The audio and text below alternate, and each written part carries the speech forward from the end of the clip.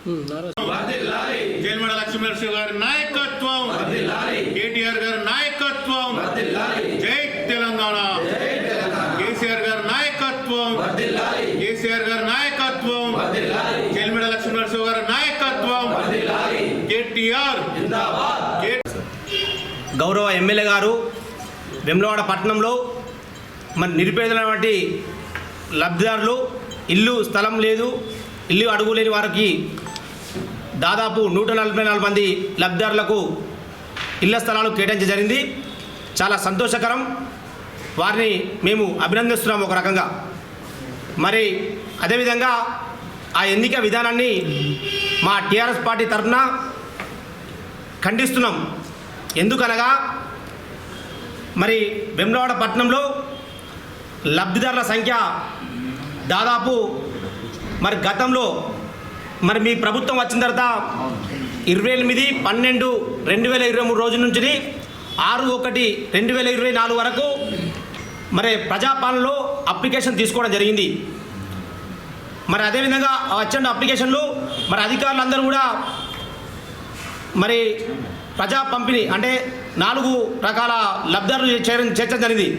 దాంట్లో రైతు భరోసా అని, ఇందిరమ్మ ఆత్మీయ భరోసా అని చెప్పి, రేషన్ కార్డులు అని చెప్పి, ఇందిరమ్మ ఇల్లు అని చెప్పి మరి అప్లికేషన్ పెట్టుకోవడం జరిగింది. మరి సంవత్సరం తర్వాత 21/1/2025 నుంచి 24/1/2025 వరకు అర్హులైన లబ్ధిదారులందరూ కూడా ఎంపిక చేయడం జరిగింది వార్డుల వారీగా. మరి ఒక్కొక్క వార్డుకి అయినప్పుడు దాదాపు వార్డులో ఇందిరమ్మ ఇల్లు ఎంతమంది లబ్ధిదారులు అని చెప్పి గుర్తించడం జరిగింది. దాదాపు ఒక్కొక్క వార్డులో 50 నుంచి 60, 70, 80 ఒక్కొక్క వార్డు అవుట్స్కట్లో 100 మంది లబ్ధిదారులు ఎన్నుకో జరిగింది. రేషన్ కార్డులను కూడా ఎన్నుకో జరిగింది. మరి ఆ ఎన్నుకున్న లబ్ధిదారులు ఆ రోజు మేమందరం కూడా మరి గతంలో మా యొక్క పాలకవర్గ సభ్యులు మరి మేము కావచ్చు హాజరైనప్పుడు ఆ ఎన్నుకునే విధానంలో ఆ అధికారులు ప్రకటించినప్పుడు చాలా సంతోషం వ్యక్తం చేసినాం. ఎందుకంటే నిరుపేదమైనటువంటి లబ్ధిదారులందరికీ కూడా మంచి జరుగుతుంది. మరి ఈ ప్రభుత్వం వచ్చిన తర్వాత లబ్ధిదారులందరూ ఇల్లు వస్తాయని చెప్పి చాలా సంతోషం వ్యక్తం చేసినాం. కానీ ఈరోజు మరి నిన్నటి రోజున జరిగినటువంటి సమావేశం చూసి చాలా బాధాకరం అనిపిస్తుంది. ఎందుకంటే నిజమైన లబ్ధిదారులను ఎన్నుకోవాలని మరి ఒక ప్రభుత్వ మార్గదర్శకాలను చాలా తప్పుపట్టడం జరుగుతుంది. మరి గతంలో టీఆర్ఎస్ ప్రభుత్వం ఉన్నప్పుడు మా గౌరవ ముఖ్యమంత్రి కేసీఆర్ గారు, మా గౌరవ మాజీ మంత్రి వాళ్ళు కేటీఆర్ గారు, మరి ఇక్కడ నియోజకవర్గ ఇన్ఛార్జ్ అయినటువంటి మా చెల్మెడ గారు కావచ్చు, అంటే గతంలో ఒక పద్ధతి ప్రకారంగా ఫస్ట్ నోటిఫికేషన్ ఇవ్వడం జరిగింది. నోటిఫికేషన్ ఇచ్చుకుంటూ నిజమైన లబ్ధిదారులను గుర్తించడం జరిగింది.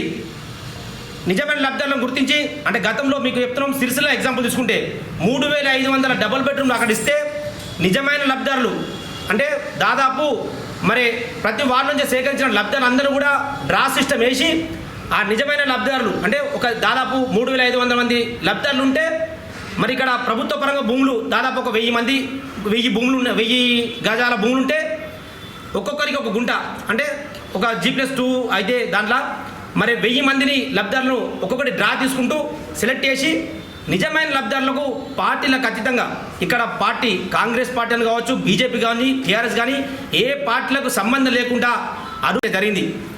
మరి ఈరోజు మీ ఎన్నిక విధానం చూస్తుంటే ఇలా ఇందిరమ్మ కమిటీ అని చెప్పి మీరు ఒక కమిటీ వేసుకోవడం జరిగింది. ఆ ఇందిరమ్మ కమిటీ అనేది వేసుకున్న క్రమంలో ఆ ఇందిరమ్మ కమిటీ సూచించిన వ్యక్తులకే అంటే ఇవాళ వార్డులో దాదాపు 70 మంది, 80 మంది, 50 మంది లబ్ధిదారులు ఉంటే ఇలా మీరు ఒక 5గురికే కేటాయించడం జరిగింది. ఆ కేటాయించడం కూడా నామినేషన్ పద్ధతిలో అంటే నా ఇష్టం వచ్చినోడికి, నా బంధువుకు, నా అన్నకో, నా తమ్మునికో, నా బావకో, నా బామ్మర్దికో, కాంగ్రెస్ పార్టీలో పనిచేసే కార్యకర్తలకో, కాంగ్రెస్ పార్టీకి ఉన్న విజయాలకో ఇవ్వడం జరిగింది. ఎంతవరకు సబబాన్ని చెప్పంటున్నాం మేము. ఇలా మీరు ఇచ్చిన విధానంలో ఆ లబ్ధిదారులను మేము తప్పుపడతలేం. లబ్ధిదారులు చాలా నిరుపేదలు, మీరు చిన్నని మేము సంతోషం వ్యక్తం చేస్తున్నాం. కానీ మరి అదేవిధంగా వార్డులో ప్రతి వార్డులో 50 మంది లబ్ధిదారులు ఉన్నారు. ఆ 50 మంది లబ్ధిదారులు అందరినీ ఒక డ్రా చేసి ఆ డ్రాలో మీకు ఇక 144 ఇచ్చారు. 144 చిట్లు తీయరి వార్డుకు నిజమైన లబ్ధిదారులకు ఎన్నుకునే అవకాశం ఉంటుంది. కానీ మీరు చేసిన ప్రక్రియ చాలా బాధాకరం వస్తుంది. ఇలా అధికారులను కూడా మేము క్వశ్చన్ అడుగుతున్నాం.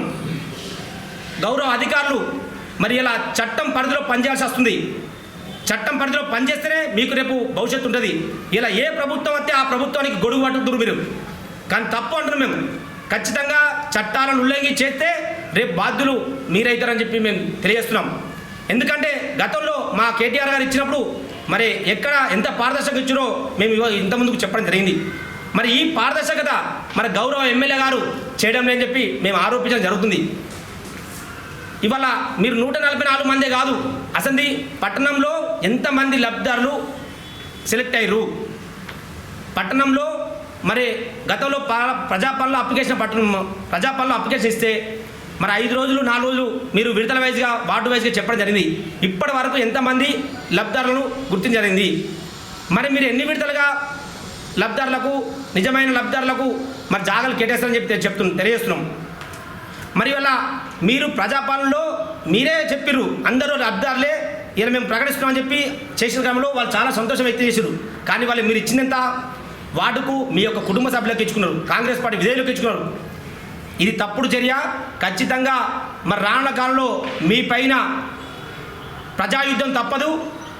ప్రజలతోటి మేము ఆ బాధితులు ఆ లబ్ధిదారులతోటి ఖచ్చితంగా రానున్న కాలంలో పెద్ద ఎత్తున ఉద్యమానికైనా సిద్ధం. దీనిపైన అధికారులకు కూడా కాంప్లైంట్ చేయడం జరుగుతుంది. మరి అదేవిధంగా వేములవాడ పట్టణ అభివృద్ధి అనుకుందాం. ఇవాళ వేములవాడ పట్టణ అభివృద్ధి చూస్తుంటే గౌరవ ఎమ్మెల్యే గారు వచ్చి ప్రభుత్వం వచ్చి 20 నెలలైంది. ఈ 20 నెలల్లో మీరు వేములవాడ పట్టణ మున్సిపల్ అభివృద్ధికి ₹1 అయినా ఫండ్స్ తీసుకొచ్చిరా అని చెప్పి మేము గౌరవ ఎమ్మెల్యే గారిని అడుగుతున్నాం. ఈ రోజు వరకు మీరు అంటున్నారు మేము బ్రిడ్జి కాడ 5 కోట్లు వాపసు తీసుకొచ్చినాం, ఇంకోటి మేము మన గుడి చెరువులో గుడికి అభివృద్ధి చేస్తున్నామని చెప్పి అన్నాం, ఇదే అని చెప్పంటారు. కానీ వేములవాడ మున్సిపల్ అభివృద్ధికి ఈ రోజు వరకు ఈ ప్రభుత్వంలో ఒక్క ప్రొసీడింగ్ ద్వారా ₹1 అయినా తెచ్చి ఇక్కడ పనిచేసిర్రా? మీరు చేసే పనులన్నీ గతంలో ప్రొసీడింగ్ అయినా శాంక్షన్లే. మీరు ఏమాత్రం కూడా డెవలప్మెంట్ చేస్తలేరు.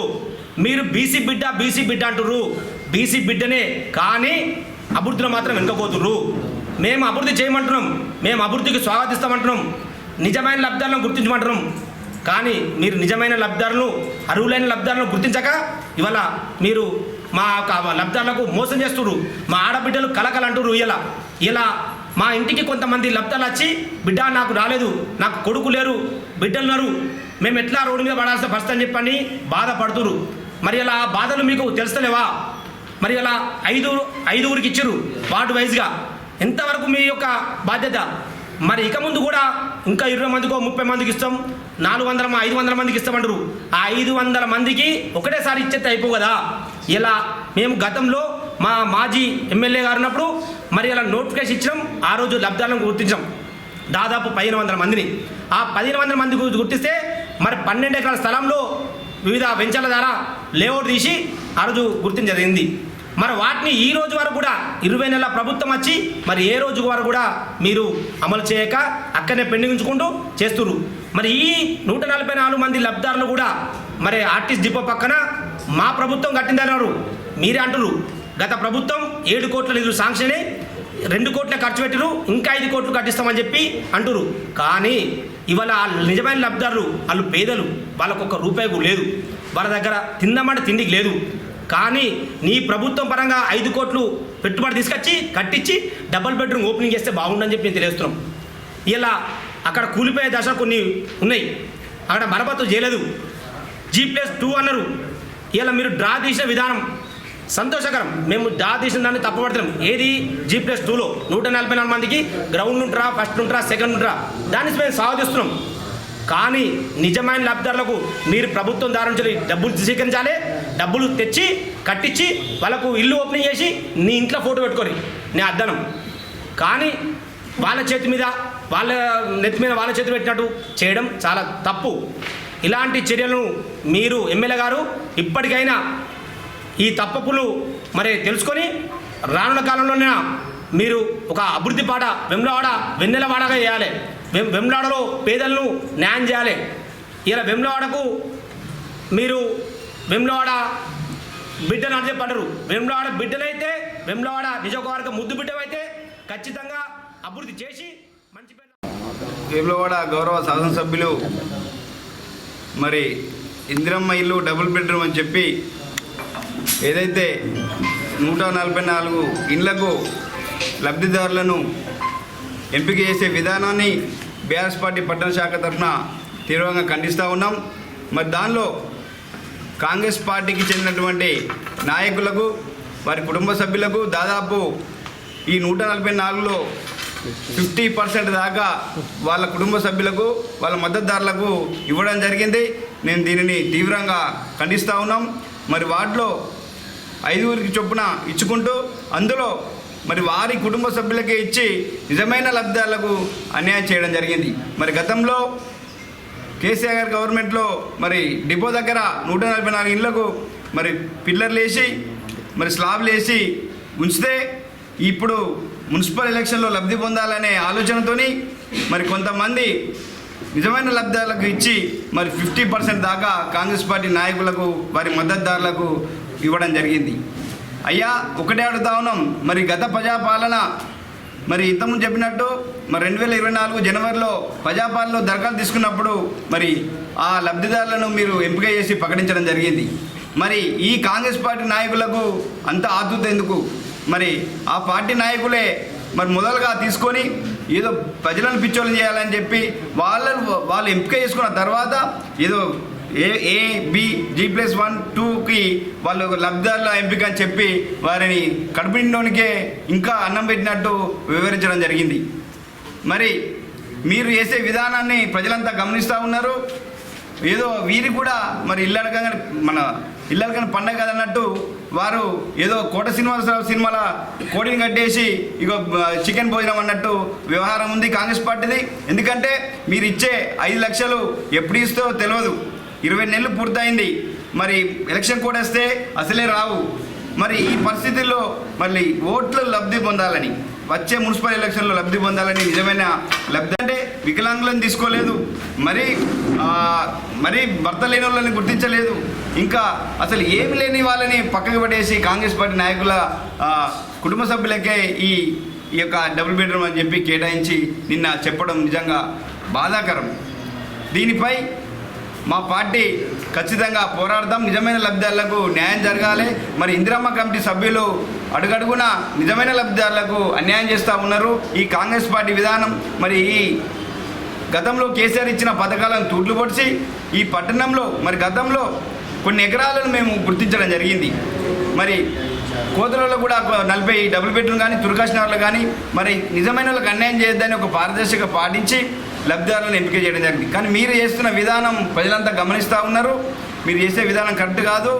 మీరు ఖచ్చితంగా వారి కట్టిన తర్వాత ఇస్తే మేము సంతోషపడదాం. మేమేదో ఇచ్చినటువంటి నిజమైన లబ్ధిదారులకు వ్యతిరేకం కాదు, మేము సంతోషం వ్యక్తం చేస్తున్నాం. కానీ ఏలో పూర్తి చేస్తారో తెలియదు.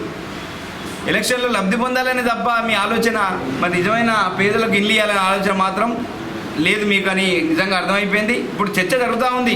మరి అయ్యా నాకు రాలేదు, నేను కొన్నేళ్ళ నుంచి అని చెప్పి మా నాయకుల ఇళ్ళకి వచ్చి వాళ్ళు కాంగ్రెస్ పార్టీ నాయకుల ఇళ్ళకి ఇచ్చారు, వాళ్ళ కుటుంబ సభ్యులకి ఇచ్చారని బాటంగా చెప్తా ఉన్నారు.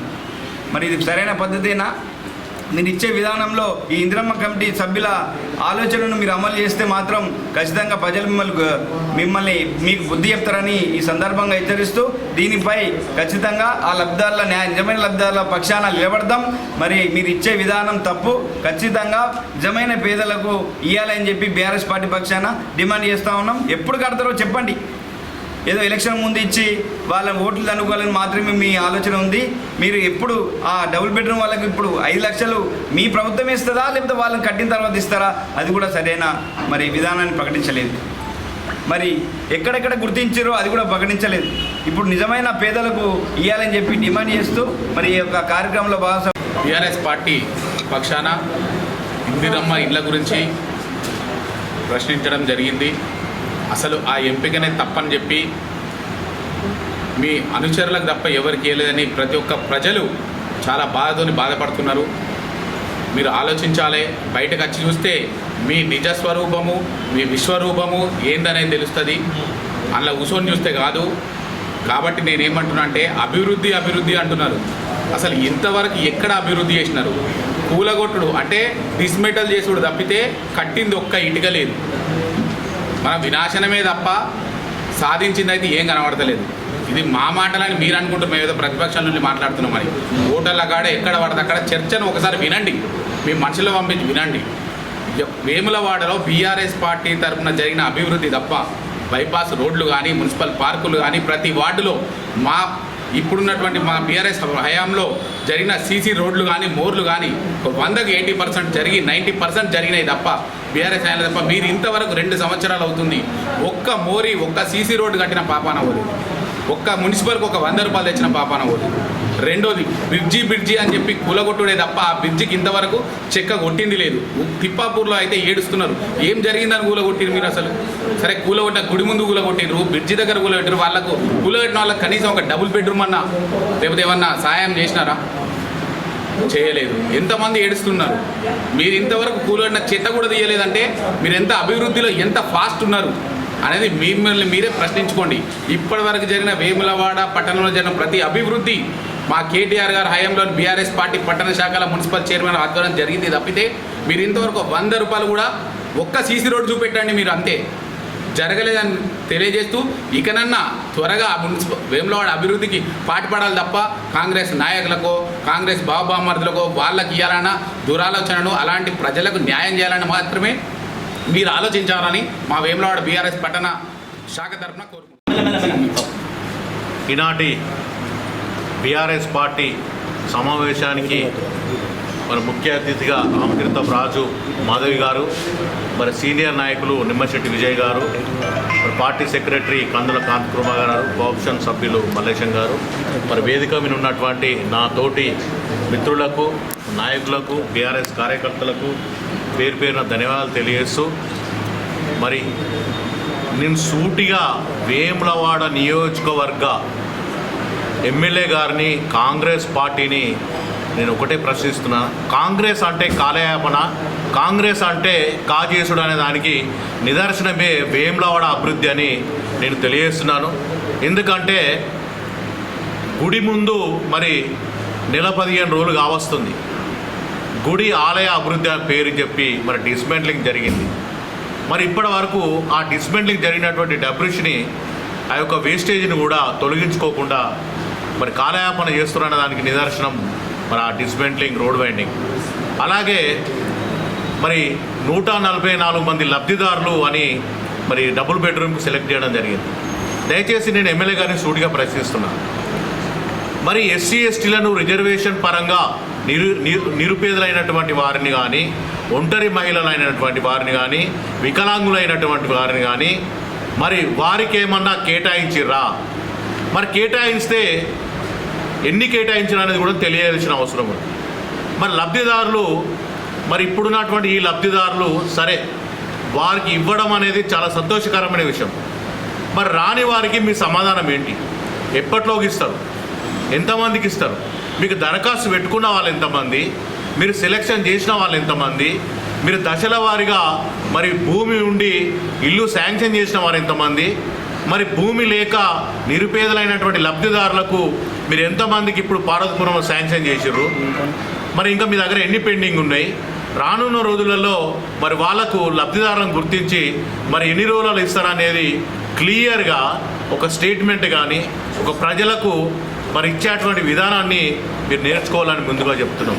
ఎందుకంటే ఒకరికి ఇచ్చి ఒకరికి ఇవ్వకపోతే కూడా మరి వార్డులలో ఉన్నటువంటి ప్రజాప్రతినిధులు కానీ మరి ఎవరైనా కానీ మరి కాంగ్రెస్ పార్టీ పూర్తిగా పారదర్శకంగా వ్యక్తిగతంగా మరి కార్యకర్తలే వారి అనుకున్న వారికి మాత్రమే ఈ కాంగ్రెస్ పార్టీ మరి డబుల్ బెడ్రూమ్లు ఇవ్వడం అనేది మేము నిర్ధారించుకునే ఈ మీడియా సమావేశం పెట్టాం. దయచేసి అందరికీ న్యాయం జరిగే విధంగా లబ్ధిదారులందరికీ దశల వారీగా మీరు వెంటనే మరి గుర్తించి ఇవ్వాలని కోరుతూ, అలాగే మరి నియోజకవర్గ అభివృద్ధి తీసుకుంటే ఇప్పటి వరకు మన వేములవాడ నియోజకవర్గం మొత్తంలో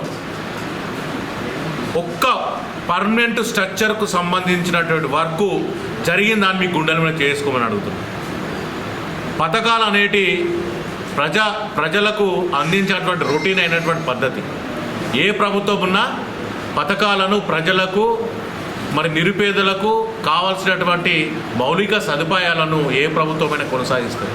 మరి మా ప్రభుత్వం తీసుకున్నట్టయితే ఈ యొక్క నియోజకవర్గానికి 2 బైపాస్లు నిర్మించడం, 100 పడకల ఆసుపత్రి కట్టినాం. ప్రతి నియోజకవర్గానికి మరి ఒక మెడికల్ కాలేజ్ కట్టినాం. చెప్పుకుంటూ పోతే చాలా ఉన్నాయి. కానీ ఇప్పటి వరకు ఈ కాంగ్రెస్ పార్టీ ఒక నియోజకవర్గాల్లో కానీ లేదా ఇంకెక్కడ ఏ జిల్లాలో కానీ ఒక పర్మనెంట్ స్ట్రక్చర్ అనేది లేదు. కాళేశ్వరం నుంచి నీళ్లు లేక ఏదో దాని మీద ప్రభగండం లేపి మరి ఇప్పుడు మన మిడ్ మ్యానర్లో చుక్క నీరు లేకుండా జరిగింది. రైతులు అల్లాడుతున్నారు. దాని మీద సాధించండి దృష్టి, రైతాంగాన్ని మీద సాధించండి. ఎంతసేపు పలకలు పెట్టి రిబ్బన్లు కట్ చేసి కాలయాపన చేసి ప్రజలకు మసిపోసి గారడి చేస్తే ప్రజలు అంత పిచ్చోలేం గారు, ఎవరికి వారు చైతన్యవంతులయ్యారు, అన్ని విషయాలను గ్రహిస్తున్నారు. ఏ ప్రభుత్వం ఏం చేసింది, మరి ఏ నాయకుడు ఏం చేస్తున్నాడు అనేది పూర్తిగా ప్రజలు అబ్జర్వ్ చేస్తున్నారు. దయచేసి నేను ఒకటే హెచ్చరిస్తున్నాను, చెప్తే చేయండి, లేకపోతే మానుకోండి. ప్రజలను మోసం చేసే విషయాలు, ప్రజలను తప్పుదిబ్బ పట్టేసే విషయాలను దయచేసి మానుకోండి అని నేను కాంగ్రెస్ పార్టీని హెచ్చరిస్తాను.